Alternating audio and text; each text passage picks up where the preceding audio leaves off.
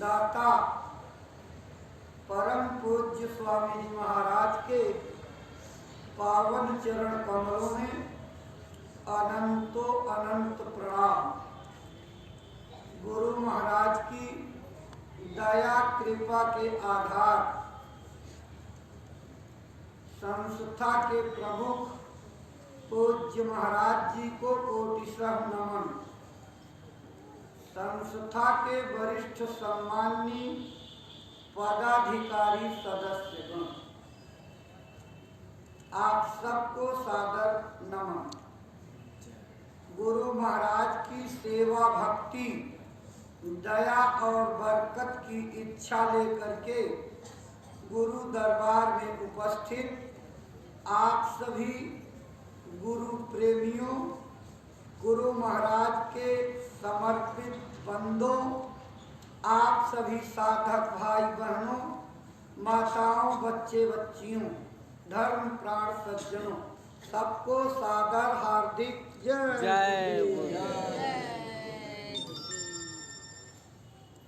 प्रेमी भाई बहनों, हमारी इस संसार में यात्रा रोने से शुरू होती है। यानी जब कोई भी व्यक्ति माँ के गर्भ से पैदा होता है तो सबसे पहला काम रोने का है। यह रोने की दुनिया ही है। पैदा हुए तब रोए, जिंदगी की हर अवस्था में रोए, जिंदगी के संघर्षशील कठिनाइयों में रोए, और यहाँ से अंत में जब किराए का मकान खाली किया जाता, करा लिया जाता, हम करना नहीं चाहते खाली, लेकिन वो इतना जबरदस्त है कि किसी की नहीं सुनता, कोई बाधा उसको रोक नहीं पाती। महात्माओं ने इसको इशारे में कहा है कि काल इतना जबरदस्त और बरियार है कि आस पास जोधा खड़े सभी बजावे गाल, मंज महल से ले चला ऐसा काल करा। सब फौज फाटे, सब तीर तरकस, सब गोली बंदूक, सब मान प्रतिष्ठा, सब हुनर विद्या, सब अर्जित सामान, बनाए गए मकान और बनाए गए रिश्ते नाते, सबको तिलांजलि दे करके जाना पड़ता है। अगर आप इस दुनिया से हंसते हुए जाना चाहते हैं तो अपनी रुलाइयों का भंडार बनाना पड़ेगा। यानी जो बांट बांट करके आप दुनिया के सामानों के लिए, दुनिया के रिश्तों के लिए, दुनिया में कुछ पाने के लिए, दुनिया के छूट जाने पर आप रोते हो, ये सारी रुलाई इकट्ठा करके अगर मालिक के लिए रो पड़ो तो आपको कोई रुलाते हुए नहीं ले जाएगा, हंसते हुए ले जाओगे। सिंहासन पर बैठाकर चंवर डुलाते हुए, आरती उतारते हुए ले जाओगे। यही तो महात्माओं ने आवाहन किया था कि आया है सो जाएगा, राजा रंग फकीर, एक सिंहासन चढ़ चले, एक बंधे जात जंजीर। दो प्रकार के लोग यहाँ से आने वाले जाते हैं। एक तो जंजीरों में बांध करके अपने किए हुए कर्मों की सजा भुगताए जाते हुए और कंटीले बल्लम और भाले जैसे आग जैसी तपती हुई धरती पर दौड़ाते हुए, कष्ट देते हुए ले जाए जाते हैं। और दूसरे ऐसे जो इस मानव शरीर को पाने का उद्देश्य समझ करके महापुरुषों की सानिध्य प्राप्त कर शरणागत हो करके रास्ता लेकर के अपनी सोई जीवात्मा को जगाते, दिव्य दृष्टि खोल लेते, महात्मा की दया लेकर के जीते जी प्रभु को प्राप्त कर लेते, जीते जे देवी देवताओं का दर्शन कर लेते, वो लोग राज सिंहासन पर बैठा करके और आरती उतारते हुए ले जाएगा। ऐ प्रेमियों, जब यहाँ से सबको जाना है, कोई बचने वाला नहीं, सबको दुनिया छोड़ करके जाना, तो आप ये मिट्टी के खिलौने जो टूट जाने वाले हैं, इनको किस लिए बटोर रहे हो? क्या काम आएंगे? आप इन्हीं मिट्टी के खिलौनों में फंस करके इनके टूटने पर रोते ही रहोगे। इसलिए इन खिलौनों से मोह भंग करो।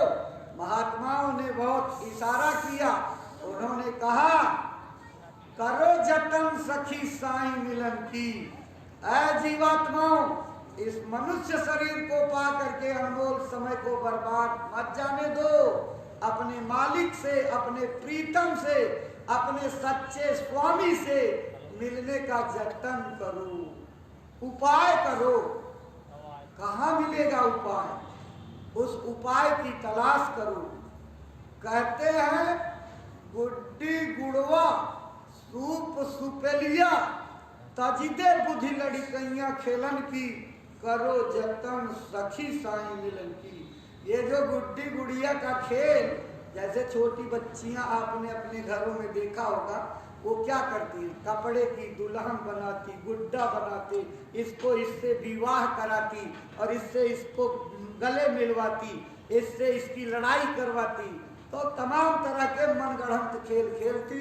लेकिन वही बच्ची जब बड़ी हो जाती, खुद उसकी शादी विवाह हो जाता, तो क्या लौट करके बालपन के खेल को, गुड्डी गुड़िया का खेल खेलती है? वो तो निखालिस कागज और कपड़ों का खेल है। वो इस शरीर में रह करके अपने उसके वास्तविक खेल को खेलती है, उस पुराने। इसी तरह से महात्मा कहते हैं ये जो दुनिया में आप खेल खेल रहे हो, ये गुड्डी गुड़वा का खेल है, इसको त्यागो, इससे बाहर निकलो, असली प्रीतम, असली मालिक से लगन लगाओ, असली प्रभु की चिंतन धारा में जुड़ो, उसको पाने की साधना करो। और जो आपने यहाँ पूजा शुरू कर दी, वास्तव में जो खूब मारता पीटता और सताता, उससे सारी दुनिया डरती है। अगर कोई सीधा साधा अफसर आ जाए तो सब उसकी खोपड़ी पर चढ़े रहते हैं, लेकिन अगर पट्टा बजाने वाला अधिकारी आ जाए तो लोग थर थर थर थर थर थर थर थर कांपते रहते हैं। ये तीन लोग का मालिक सबको बिल्कुल यातना पर यातना, कष्ट पर कष्ट, यानी एक एक दिन में 1 लाख जीव आहार करता है, सबको खाए जा रहा है। तभी तो महात्माओं ने कहा कि झूठे सुख को सुख कहन, मानत है मनमोद, जगत चबैना काल का, कछु मुख में कछु गोद। अपनी कोछी में सबको रख करके चबाने की तरह चबाता जा रहा, कुछ को मुंह में डाल लिया, कुछ जो बाकी है उसके कोछ में है, और अभी अगली मुट्ठी उठाएगा ये भी उसके मुंह में। हम सब लोगों का नंबर आने वाला है। माली जैसे आता है तो खूब खिले खिले फूलों को चुन लेता है, लेकिन जो कली रूप में रहती उनको क्यों छोड़ देता? इसलिए कि कल ये खिल करके फूल होंगे तब इनको चुनेंगे। महात्माओं ने इशारे इशारे में आपको यही तो सचेत किया था कि माली आवत देखकर कलियन करी पुकार, फूली फूली चुन लियो काल हमारी बार। ऐ प्रेमियों, नंबर सबका आने वाला है। हम सबको यहाँ से जो है अपने इस किराए के मकान को खाली करवाया जाएगा, जबरदस्ती खाली करवाया जाएगा। तो इस झूठे संसार में आप जो पूजा पाठ में लगे हुए हो, ये जो मार लगाने वाले लोग हैं, इन्हीं की पूजा में आप हो, लेकिन ये नहीं जानते हो कि इनकी पूजा करने से हम कहाँ जाएंगे। स्पष्ट महात्माओं ने लिख दिया, इतना खुल करके कोई नहीं कहेगा। देवी देवता भूइया भवानी, ये मार्ग 84 चलन की, करो जतन सखी साईं मिलन की। ये रास्ता तो 84 में जाने का है, 4 खानों में जाने का है, तो रास्ता कहाँ मिलेगा? कहते हैं कि इस शरीर के अंदर 9 दरवाजे हैं, चाहे वो कितना छोटा से छोटा कीड़ा मकोड़ा हो, चाहे जीव जंतु हो, चाहे चौपाए जानवर, सबके अंदर 9 दरवाजे बाहर खुलते हैं।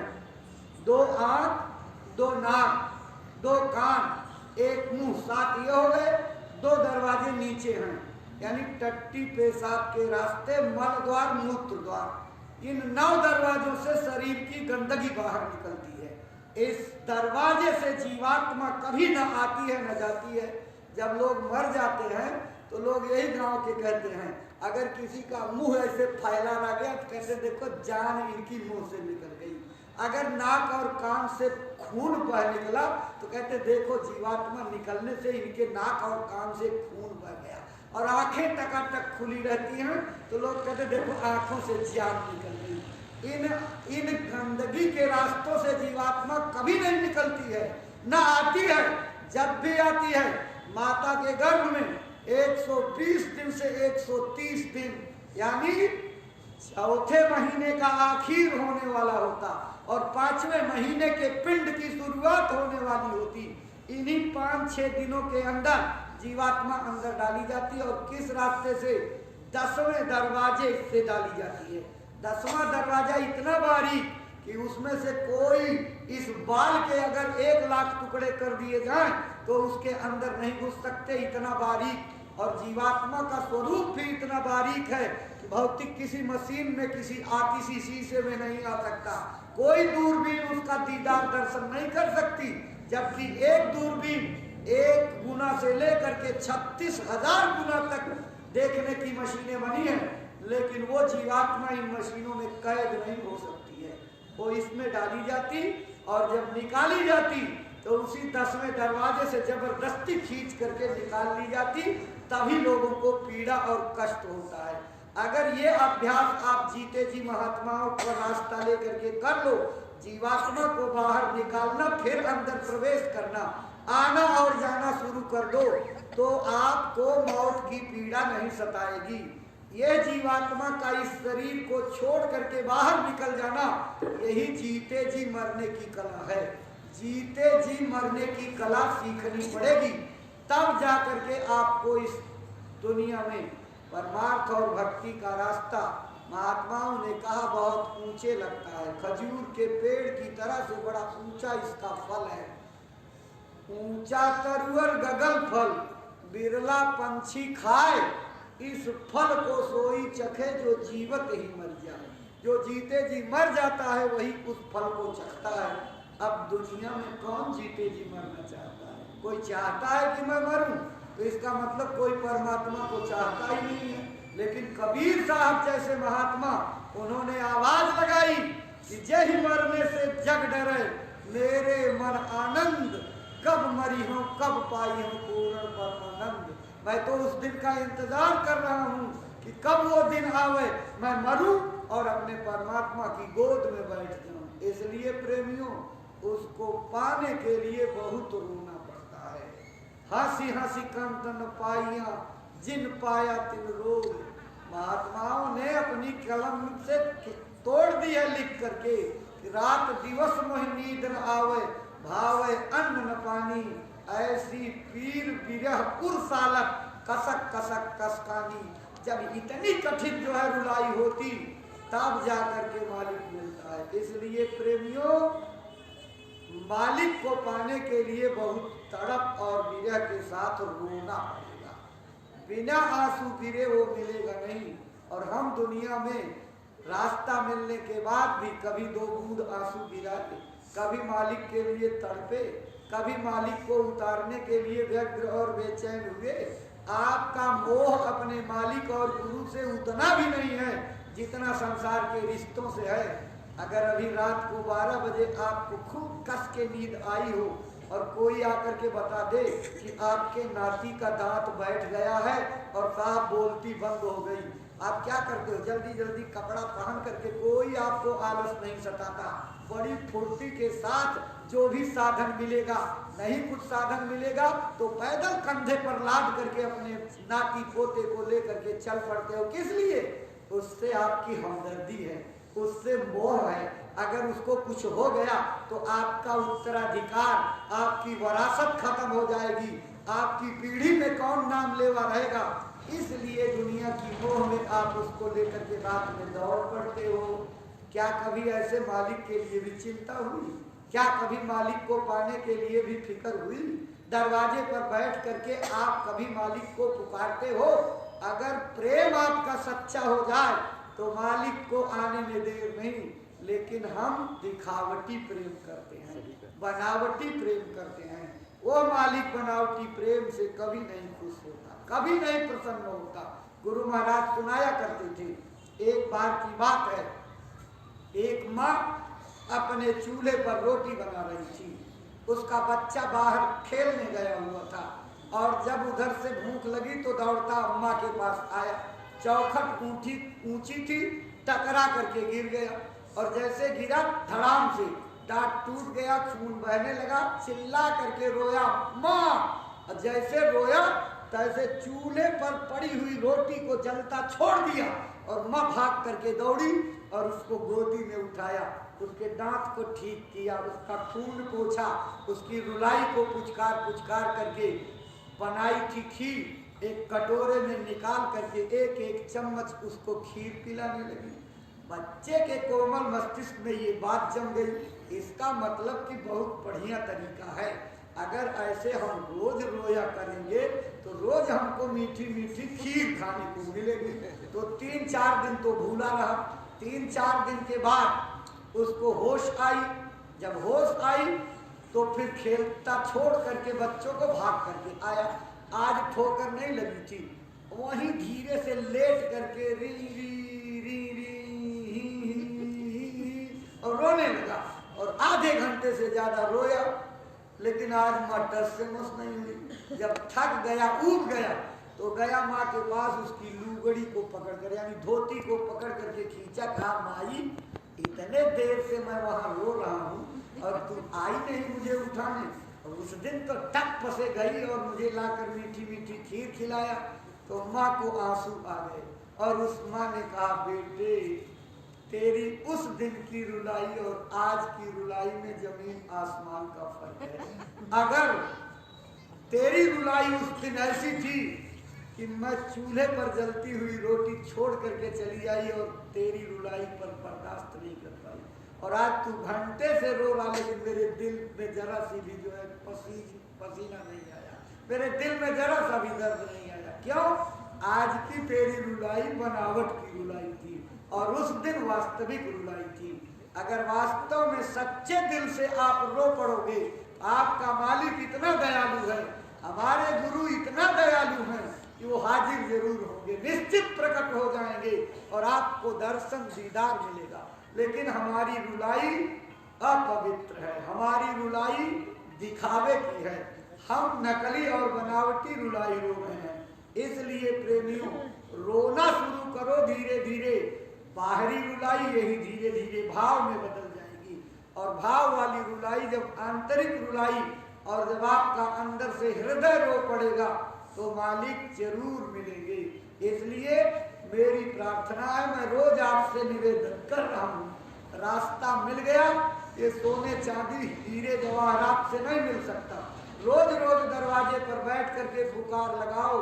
गुरु महाराज कहते रहे कि प्रेमियों जब मैं गुरु के पास गया और बैठता रहा, महीने बीत गए लेकिन कहीं कुछ नहीं हुआ। कई बार गुरुजी से फरियाद किया, गुरुजी यही कहते रहे कि निराश मत हो, रास्ता सच्चा है, विश्वास से लगे रहो, धीरे धीरे होने लगेगा। गुरु महाराज ने कहा कि मैंने गांव से 7 रोटियां मांग करके लाई और ला करके सुखा लिया और उसको गमछे में बांध करके रख दिया कपड़े में, और एक एक रोटी एक एक दिन चूर करके उसके टुकड़ों को कमंडल में भिगोता था और उसी को सवेरे गल जाए तो खा करके भजन किया करता था। 18-18 घंटे, कभी कभी तो 24 घंटे बीत जाते थे लेकिन उठने का नाम नहीं लेते, तड़प और पीड़ा से लगे रहे। गुरु महाराज अपने शब्दों से कहते थे, बच्चा मैं कितना रोया हूँ तुम इसका अंदाजा नहीं लगा सकते। जब मैं बैठता था मालिक की याद में तो मेरे गमछे मेरे अचले, मेरी धोती लगोटी, मेरी आसनी जिस पर बैठ करके हम जो है भजन ध्यान करते थे, ऐसा भीग जाती थी आंसुओं से जैसे हम आप कपड़ा बाल्टी में भिगोते हैं। प्रेमियों, 30 दिन के बाद विश्वास के साथ लगे रहे, 31वें दिन अनुभव शुरू हुआ। ऐ प्रेमी भाई बहनों, आप भी लगे रहो, लगे रहने पर बनत बनत बनी जाई। लेकिन कब? जब यहाँ पर छिन छिन मन को यहाँ लगावे, एक पलक छूटन नहीं पावे। अगर बैठो तो इरादा करके बैठो, आज बिना दया लिए हुए उठेंगे नहीं। चाहे दया मिलने में कितनी देर हो, 2 घंटे 4 घंटे लग जाए, लेकिन हम उठेंगे नहीं। लेकिन अगर आप जो है थोड़ी देर में ऊब गए तो दया आने के लिए तो कम से कम 2 घंटे एक निष्ठ होकर के बैठो, तब तो शुरुआत होती है। इस शरीर को स्थिर करो, सबसे पहले तन स्थिर, और जब तन स्थिर हो जाएगा तो मन स्थिर हो जाएगा, और जब मन रुक जाएगा तो सूरत स्थिर हो जाएगी, और जब सूरत स्थिर हो जाएगी तो सूरत की आंख यानी नीरत स्थिर हो जाएगी। फिर देखिए मालिक के खेल का नजारा जो है, तन थिर, मन थिर, वचन थिर, सूरत नीरत थिर होय। कह कबीर, एक पलक को कलप न पावे। एक पलक में आपकी जीवात्मा ऐसे जाग करके चलेगी, मंडलों को पार करेगी कि उसका वर्णन नहीं हो सकता है। इसलिए प्रेमियों, साधन भजन पर बैठने पर मन जाता है जान दे, दृढ़ कर राख शरीर, उतरी हुई कमान से कबह न चाले तीर। अगर कमान से तीर उतर जाए तो एक कदम भी नहीं जाएगा, वहीं गिर पड़ेगा। ऐसे ये जीवात्मा की डोर को अगर तान करके रखोगे, शरीर को स्थिर रखोगे, शरीर को हिलाओ डुलाओगे नहीं, एक आसन पर बैठो। जो लोग बार बार आसन बदलते रहते, पांव इधर फैलाते, इसको इधर मोड़ते, इसको इधर करते, यहाँ खुजलाने लगते, यहाँ आंख मीजने लगते, यहाँ बाल में खुजली होने लगती, मच्छर काटा, ये इससे सुमिरन ध्यान भजन परिपक्व नहीं होगा। जब आपका ध्यान उस मालिक के याद में स्थिर हो जाएगा तो आपके पांव को यहाँ से काट दीजिए, पेट से 2 हिस्से बना दीजिए, आपको पता नहीं लगेगा कि मेरे शरीर पर आरा चल रहा है। ऐ प्रेमियों, मालिक की दीवानगी इस तरह से होती है। उस मालिक को पाने के लिए अपनी जीवात्मा को यहाँ पर एकाग्र करो, और जब एकाग्र करोगे तो गुरु महाराज ने अपनी दशा का वर्णन किया है। जस जस सुरति सरक की सत द्वारा, तस तस बढ़त जात उजियारा। जैसे जैसे मेरी जीवात्मा सप्तलोक के दरवाजे की ओर धीरे धीरे रसे रसे आहिस्ते आहिस्ते बढ़ती गई, तैसे तैसे उजाला बढ़ता गया। ये कभी दौड़ का काम नहीं है, जल्दबाजी का काम नहीं है, खरगोश की दौड़ का काम नहीं है, धीरे का काम है। बिल्कुल आसानी से चलोगे तो अस्थाई चीज मिलेगी। जो लोग जल्दी चाहते हैं वो लोग वास्तव में मन के खुराकी हैं, वो मन के गुलाम हैं, मन की धारा में बह जाते हैं। इसमें बहुत स्थिरता और धैर्य की जरूरत पड़ती है। जितना ही अंदर में प्यास आपकी बढ़ती चली जाएगी, इस प्यास को और बढ़ा लो, इस प्यास को और बढ़ा लो। जितना अधिक प्यास आपकी बढ़ जाएगी उतने आपकी परमार्थी तरक्की। हम प्यास बढ़ाने का काम ही नहीं करते, दर्शन के लिए तड़पते ही नहीं। दिन में 10 बार मौका मिले तो ध्यान भजन को 20 बार करना चाहिए। मालिक आंख बंद किया, नाम याद किया, धनियों को याद किया, प्रणाम कर लिया, इससे उनकी तवज्जो आपके ऊपर हो जाएगी, दया हो जाएगी। आपके कर्जों की सफाई, कर्मों के पर्दे धुल जाएंगे और मालिक की ओर जीवात्मा अग्रसर हो जाएगी, बढ़ जाएगी। आपका ये मानव शरीर बर्बाद होने से बच जाएगा। अपने अनमोल सांसों की पूंजी का सब लोग आत्म कल्याण के लिए उपयोग कीजिए। दुनिया की कोई चीज महात्मा से कभी मत मांगिए। दुनिया की चीजें जो मांगते हैं वो दुनिया में ही भटक जाते हैं। ये तो दुनिया फंसाने वाली है, ये तो भंवर जाल है, ये तो भाव सागर है, ये तो दुनिया काल की कठिन कारा है। सबको जेल खाने में बंद रखना चाहता, किसी को निकलने नहीं देना चाहता। इसलिए महात्मा दया करके इस बंधन से मुक्त करने का इरादा लेकर के आते हैं, संकल्प बना लेते हैं। अपने संकल्प पर जो प्रेमी जो है उनके चल पड़ते हैं, उनके ऊपर दया हो जाती है। इसलिए प्रेमियों, आप यहाँ आए हो तो यहाँ इरादा पक्का करो कि हमारा भोजन का नागा भले हो जाए, लेकिन भजन का नागा नहीं करेंगे। रोज दरवाजे पर बैठ करके हाजिरी देंगे, फिर आपको गुरु महाराज की दया का अनुभव होगा। अब गुरु महाराज ने लोगों को जगाने में, हम लोगों को पकड़ने में कितनी अकूत मेहनत की। एक एक जीव को पकड़ने के लिए कितनी साइकिलें चलाई, कितने रिक्शे चलाए, कितनी पैदल यात्राएं की, कितने काफिले निकाले, कितने कार्यक्रम पर कार्यक्रम सत्संग के किए, प्रेमियों से कितना प्रचार कराया, कितने संघर्ष हुए, कितने लोगों ने जो है जिहालतें झेली।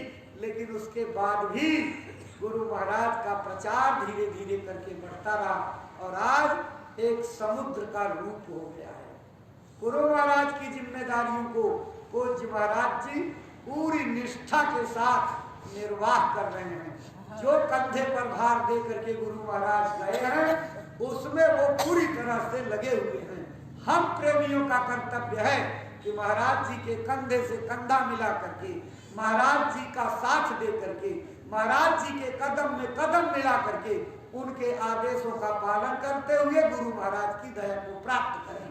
इस समय पूज्य महाराज जी ने गुरु महाराज की इस समुद्र रूपी संगत को महासमुद्र बनाने का पक्का संकल्प ले लिया है और इसका जिम्मा आप सभी सत्संगी प्रेमी भाई बहनों के ऊपर है। आप एक एक गांव गोद ले लीजिए। सभी प्रेमियों को आदेश है, एक गांव गोद लीजिए। गोद लेने का मतलब कि उसकी पूरी जिम्मेदारी का निर्वाह करना। जब तक वो गांव अपने पैरों पर खड़ा ना हो जाए, तब तक उसकी पूरी जिम्मेदारी। जैसे आप किसी बच्चे को गोद लेते हो, तो जिस दिन गोद ले लेते हो उसी दिन से जन्म देने वाले माँ बाप की जिम्मेदारी खत्म। गोद लेने वाले माँ बाप की जिम्मेदारी बढ़ जाती। नाक बहेगी तो सर्दी जुकाम का इलाज करवाना, फीवर हो जाए यानी बुखार हो जाए, निमोनिया तो डॉक्टर को दिखाना, उसके पढ़ाई लिखाई का खर्च वहन करना, उसकी शादी ब्याह करना, उसके लड़के बच्चे हो जाए। जब तक आपकी सांस रहेगी तब तक उस गोद लिए बच्चे की संपूर्ण परवरिश की जिम्मेदारी। ऐसे प्रेमियों, जो गांव गोद लोगे उस गांव में सबसे पहला काम करना है कि आप गोद लीजिए और बेहतर हो कि आसपास के 10-5 गांव को गोद लेने वाले एक साथ टोली बना करके जाइए और सब गांव में परिचय करा दीजिए, भाई आपका गांव इन्होंने गोद लिया है, ये आपके बीच में आएंगे, संपर्क करेंगे, आपको गुरु महाराज की बातें बताएंगे, आपके परमार्थ को बनाने में आपके सहायक के रूप में आएंगे। ऐसे पहले नंबर पर परिचय करा दीजिए। दूसरे नंबर पर किताबें घर घर बांटिए और समय दीजिए। एक एक घर में कम से कम 1 घंटा आधा घंटा का समय दीजिए, ताकि गुरु महाराज के बारे में सीने बसीने आमने सामने सारी लीलाओं पर चर्चा हो जाए कि गुरु महाराज ने कितनी मेहनत की, गुरु महाराज का उद्देश्य क्या था, गुरु महाराज लोगों को किस लिए जगाए, गुरु महाराज ने क्या क्या खेल किए, गुरु महाराज की कितनी बड़ी ताकत थी, गुरु महाराज हमारा कैसे कल्याण करना चाहते थे। ये सारी बातों की खूब चर्चा करिए और हम क्या संदेश लेकर के आए हुए हैं। शाकाहारी सदाचारी बनाने का, नशा मुक्त बनाने का, देश के बच्चों के चरित्र उठाने का, समाज के अंदर लोगों को प्रेम और मोहब्बत से जोड़ने का, लोगों के आपस में जाति मुल्क के धर्म मजहब के झगड़ों से निकाल करके, तोड़ फोड़ आंदोलन हड़ताल जैसी राष्ट्र विरोधी गतिविधियों से निकाल करके बिल्कुल सच्चा राष्ट्र भक्त और देश बनाने का काम है। इस काम में आप जुटिए। सारे देश के बुद्धिजीवी जागरूक नागरिकों के लिए एक सुनहरा मौका है। अगर भारत को डूबने से बचाना है, देश को गर्त में जाने से बचाना है, सच्ची देशभक्ति का आह्वान पूज्य महाराज जी ने कर दिया है। बच्चों को अपने अपने घरों से निकाल करके देशभक्ति का प्रचार कर दीजिए, भारतीय संस्कृति का प्रचार कर दीजिए, मानवता के उत्थान का प्रचार कर दीजिए, मानवीय गुणों के विकास का, मांस मछली अंडे शराब से लोगों को परहेज करा दीजिए, लोगों के विचार अच्छे हो जाएंगे, लोगों की भावनाएं अच्छी हो जाएंगी, लोगों के चरित्र उठ जाएंगे, नजर में माँ बहन बेटी की पहचान आ जाएगी। लोग जिस तरह से अपराध की दुनिया में बढ़ते जा रहे हैं, इस अपराध की दुनिया से निकाल करके अच्छे समाज के निर्माण के लिए तैयार कर दीजिए। देखिए भारत के अंदर अभी जागरण हुआ जाता है, देखते देखते हिंदुस्तान में युग परिवर्तन जैसी दशा आ जाएगी और वो बहुत बड़े तब्दीली का कारण बन जाएगी। इसलिए प्रेमियों, आपको इस काम में तन का सहयोग करना है, शरीर का सहयोग करना है, खुद करना है, अपने नौजवान बच्चे बच्चियों को इस काम में लगाना है, अपने घर की देवियों को भी लगाना है, क्योंकि समाज की एक मर्यादा है। बच्चे बच्चों की बात सुनते हैं, बुजुर्ग बुजुर्गों की बात सुनते हैं, बहनें माताओं की बात सुनती हैं। उन्हें स्वाभाविक आकर्षण हो जाएगा कि मेरे भी वर्ग के लोग इसमें हैं, तो बहनों माताओं से बहनों माताओं पर असर पड़ेगा। इसलिए अपने अपने जिलों में युवा संगठन का गठन, जय गुरुदेव महिला संगठन का गठन हर स्तर पर करिए। गांव गांव में 11 लोगों की शाकाहारी टोलियां बनाइए। गुरु महाराज इसी बात पर जोर देते रहे, लेकिन हम लोग चूक गए। गुरु महाराज के सामने अगर ये काम कर देते तो युग परिवर्तन का नजारा देखने को मिलता, लेकिन हम मानसिक कमजोरी में रहे, हमारे अंदर आलस रहा, हम फुर्ती में नहीं आ पाए, गुरु महाराज की बातों को पकड़कर उस पर चल नहीं पाए, हम मन के गुलाम हो गए, इसलिए लक्ष्य से दूर रह गए। अब हमको चूकना नहीं है। अब गुरु महाराज के नाम को रोशन करने के लिए, गुरु महाराज की बातों को जन जन तक पहुंचाने के लिए पूज्य महाराज जी के इस मिशन का साथ देना, झंडा उठा करके गांव गांव पहुंच करके लोगों को आप सुना दीजिए, बता दीजिए, इतना पाठ लोगों को पढ़ा दीजिए कि गुरु महाराज की लुटती हुई दया और बरकत को लेने के लिए गुरु महाराज की जन्मभूमि पर, गुरु महाराज की कर्म भूमि पर लोग टूट पड़े और आत्मा की खुराक लेने के लिए जागृत हो जाएं। बहुत बड़ा जागरण हो रहा। मेरे पास ये बटती हुई किताबों के फोन आ रहे हैं। आपकी ये बटती हुई किताबें कितना बड़ा परिवर्तन कर रही। लोग फोन कर रहे हैं, हम भैंसे का मांस खाते थे, लेकिन किताब के पढ़ने के बाद मेरे ऊपर बहुत बड़ी चोट लगी और मैंने इरादा कर लिया कि अब कोई जानवर का मांस मुंडा नहीं खाएंगे। हमको गुरु महाराज के दरबार में क्या भर्ती कर लिया जा सकता है? कितने लोग फोन कर रहे हैं, हमारे घर बकरा चढ़ता, लेकिन किताब पढ़ करके बड़ी ग्लानि हुई है और लगता है कि अब ये पद्धति छोड़ देंगे, क्या हमारे गुनाह माफ हो जाएंगे? अरे भाई, ये फकीर का दरबार है, ये संत का दरबार है, ये महात्माओं का दरबार, माफी का ही दरबार होता है। पहले बहुत कमाई के बांधी विष की पोट, कोट कलम पल में कटे जब आए गुरु ओट।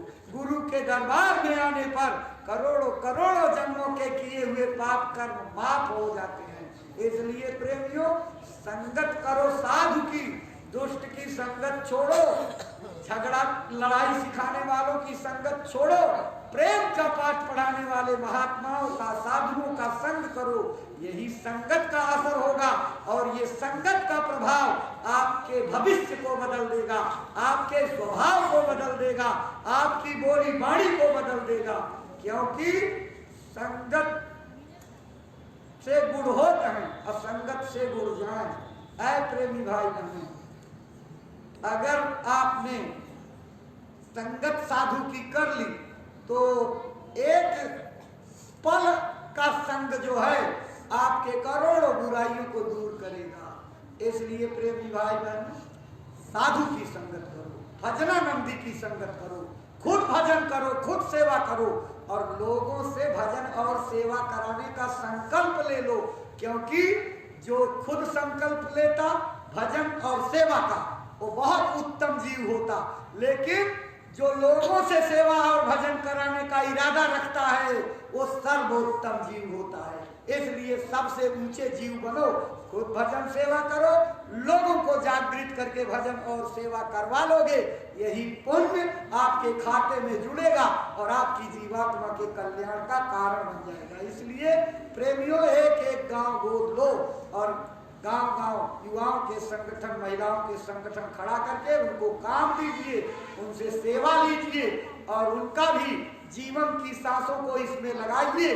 साथ ही साथ गुरु महाराज की दया से पूज्य महाराज जी ने जनवरी 2020 में हर घर में एक एक गोलक रखने के लिए कहा था। आप 1 रुपया रोज डालिए, कोई उसमें असुविधा नहीं है।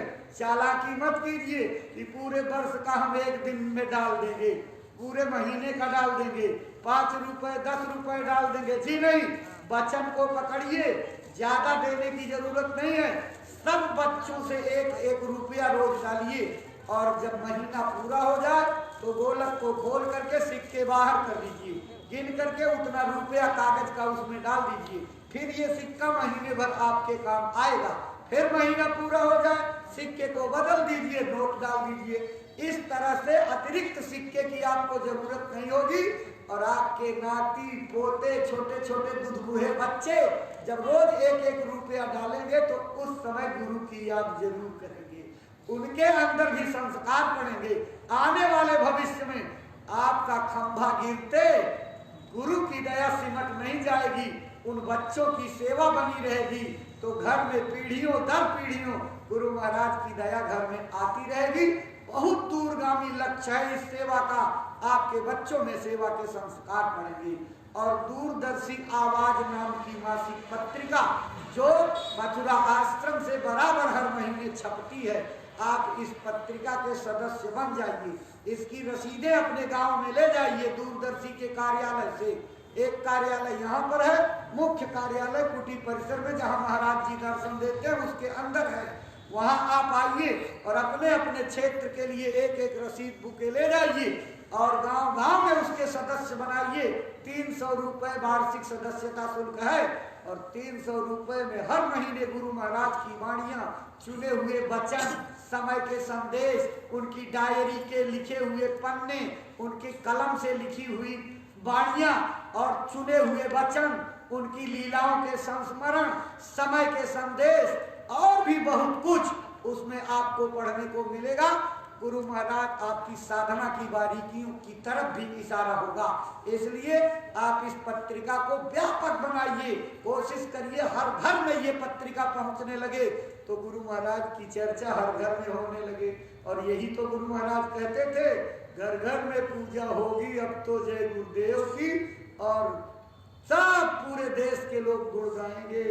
और असली स्वतंत्रता का आनंद तभी आएगा जन जन की जुबान पर जब जय गुरुदेव आएगा, सच्ची स्वतंत्रता का तब आनंद पाएगा। इसलिए दूरदर्शी आवाज को आप अपना समझिए, आप दूरदर्शी आवाज के एक अंग हो, एक सदस्य हो, इसलिए आपकी भी उतनी ही जिम्मेदारी है। जिम्मेदारों के अलावा आपकी जिम्मेदारी सबसे ज्यादा, क्योंकि यह वाणी लोगों तक पहुंचे, इसके लिए आप सक्रिय भूमिका निभाइए और लोगों तक दूरदर्शी आवाज को पहुंचाइए। और प्रेमियों, आप दरबार में आए हुए हो, समय निकाल करके रात्रि में भोर तक आप पूजन संपन्न करके पूजन का प्रसाद ले लीजिए और सवेरे 8 बजे से नामदान की रसीद कटेगी। नए लोग जिनको प्रभु प्राप्ति का रास्ता नहीं मिला हुआ है वो 8 बजे से यहाँ अंदर आकर रसीदें कटाकर आगे बैठ जाएंगे। और जिन लोगों को रास्ता मिला हुआ है, पहले से भजन में लगे हुए हैं, आप भी याद रखिए 10 बजे से पूज्य महाराज जी का सत्संग जब होगा तो आप पीछे नामदान लेने वालों के पीछे बैठ जाएंगे। और अपने कैंपों में जितने भी लोग रह रहे हैं सबको भंडारे में 1-2 आदमी रखवाली के लिए छोड़िएगा, बाकी सब लोग उस समय सत्संग में आइएगा। सत्संग के एक एक वचन इस समय अनमोल है, समय की आपकी धारा में जुड़ने के लिए सूत्र है। हुक्म बजा करके दया लेने का बहुत बड़ा फार्मूला मिलेगा, आपकी साधना में तमाम मदद मिलेगी, वाणियां आपका सहयोग करेंगी। इसलिए पूज्य महाराज जी के संदेश को सुनने के लिए समय से आप हाजिर हो जाइएगा। और जो बातें मैंने बताई हैं इनको फिर से एक बार सामान्य रूप से दोहरा देते हैं, इसको आप याद रखिएगा। एक तो गांव गोद लेना है, इसमें कोई प्रेमी आलस नहीं करेंगे। आपके लिए यही एक बहुत बड़ी जिम्मेदारी दरबार से मिल रही है। एक गांव को बदलने का जिम्मा आपका है। इरादा करिए उस गांव को 100% शाकाहारी बना देंगे। उस गांव में कोई आदमी शराब गांजा भांग अफीम पीता नजर नहीं आएगा। कोई मुर्गी मछली अंडा शराब का सेवन नहीं करेगा। हम इस इरादे से काम करें, हम सबको भजनानंदी बनाएंगे। गांव में भजन केंद्र हो जाएगा और सारे गांव के लोग इकट्ठा होकर के भजन केंद्र बनाकर भजन करने लगेंगे। आप ये सेवा कीजिए, इस सेवा का फल आपको परमार्थ में मिलेगा। दूसरा, अपने नौजवान बच्चे बच्चियों को आपको इस किताब बांटने की सेवा में लगाना, उनके संगठन को खड़ा करना है। न्याय पंचायत गांव पूरे पूर्वा तक सेवक उप सेवक बना करके भजन करने कराने वालों की टोलियां बनाना है और दूरदर्शी आवाज की सदस्यता को बढ़ा करके गुरु महाराज के इस वाणी को घर घर तक पहुंचाने की अभियान चलाना है। इसलिए प्रेमी भाई बहनों, मुहिम छेड़ दो इसकी। ये सब बातें याद रखिएगा और समय से सत्संग में हाजिर होइएगा। पूज्य महाराज जी के संदेशों की एक एक बात दत्त चित्त होकर के सुनेंगे तो लगेगा, आपको भरोसा विश्वास हो जाएगा कि गुरु महाराज हमारी देशव्यापी जय गुरुदेव संस्था को असहाय और निराश्रित छोड़ करके नहीं गए, बल्कि इसकी बागडोर एक ऐसे मजबूत, सबल, सशक्त और अपने द्वारा प्रेरित और स्वतः ग्रहण की गई उस स्तंभ को दे गए हैं, जिसके हाथ में हमारी संस्था का भविष्य उज्जवल है। इसलिए प्रेमी भाई बहनों, कल आपको गुरु महाराज की दया का अनुभव सत्संग वचनों के सुनने पर होगा।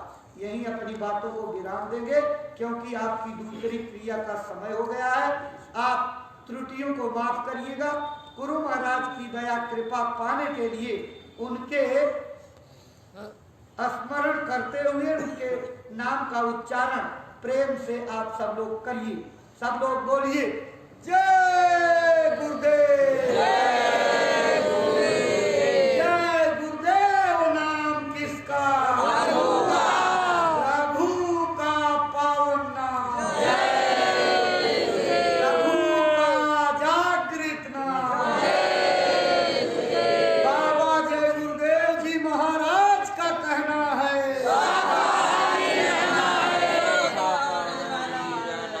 और पूज्य महाराज जी की प्रार्थना, हाथ जोड़कर विनय हमारी हो जाए सबका। बाबा जी की अर्जी है।